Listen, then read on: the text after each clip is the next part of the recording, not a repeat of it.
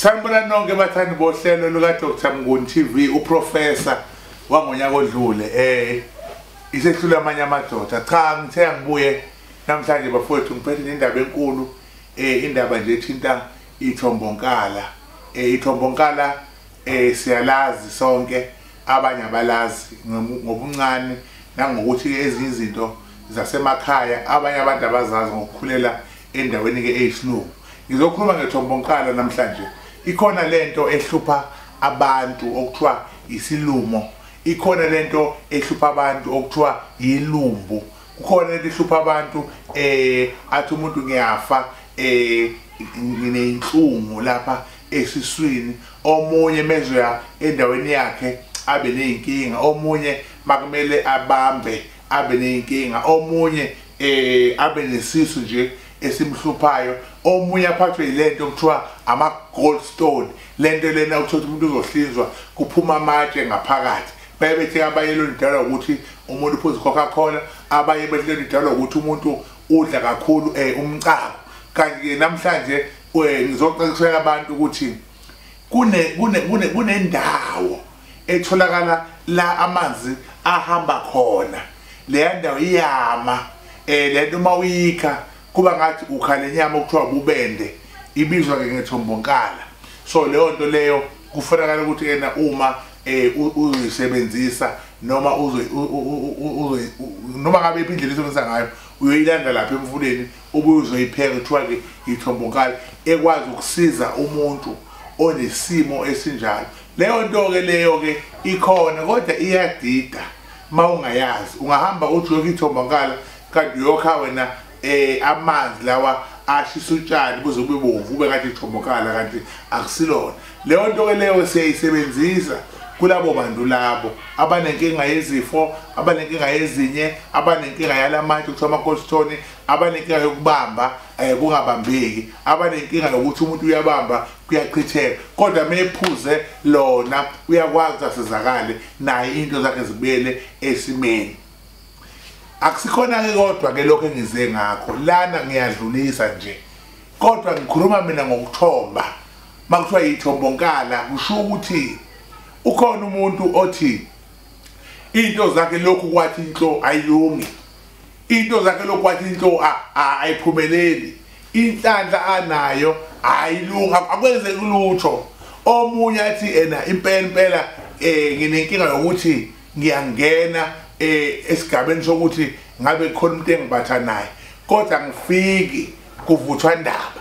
Bese sithi thina ke siyomlungisela isimo sakhe ngalelo kuthiwa ithombonkalala. Ngiqala lana ke umuntu uyaqaliswa phansi yathonjiswa ngokomuthi uma kuthiwa ngampela into zakhe zenhlanhla noma zempilo ayiphumeleli, kube ngathi uzalwa kabusha, kusetshenziswa lento kuthiwa ke ileli thombonkalala. Omunye athi hayi nginenkinga ukuthi amandla ocansi nomdlandla wasembhedeni awusenzeki, njengomuntu ongathi unesimo sakashukela. Mangithi ngijabulisa umama akajabuli, mangithi nami nangu umama ukhona ngifuna namhlanje ukuthi athokoze akathokozi ngoba kunesimo sokuthi ngesikhathi umama kumele athokoze kuthiwa ugesi awukho. So ngasoke isikhathi manje ufuna ukuthokozisa umama ugesi awukho, kokunye uvela uhambe. So ke ugcine manje ungasakhanyanga. Lesimo ke sithi ngesintu ke uthola leli thombonkalala uthonjiswe uqaliswe phansi, nokuthi uma uthi awufiki uvuthwa indaba wenzelwa ngaleyo nto leyo ukuthi ke into zakho ziqale ziqaqeke. Nangwenhlanhla uyavulelwa uqaliswe phansi ngoba umuntu bakuthiwa uyathonjiswa noma uyathomba usuke engena kwelinye izwe, usuke futhi ehlukana nelinye izwe, ungena kwelinye izwe uhlukana nelinye izwe ngoba wenzani usuke eseqala ukuphila komunye umhlaba. So yingakho ke siphethe le nto leyo sithi ke into ekhona le ejulile engenza ukuthi noma ngabe uthi useneminyaka ewu45 noma ewu60 noma u70 uthi awukazi ujabule emhlabeni akulungu lutho. Sithi naye qale phansi ke siqalise phansi impilo, sikufundisa impilo. Athi umuntu impela nginenkinga ukuthi angikwazi ukuthoza unkosikazi, sishadile sesibekezelelene kodwa amandla okumthosa ngasekho athi omunye ngithiwa nginoshukela omunye ethi hayi izinto omunye jeans ethi hayi sokuqalisa phansi ke umuntu omdala sikwenzise ithombokala sikuthombise athombe umuntu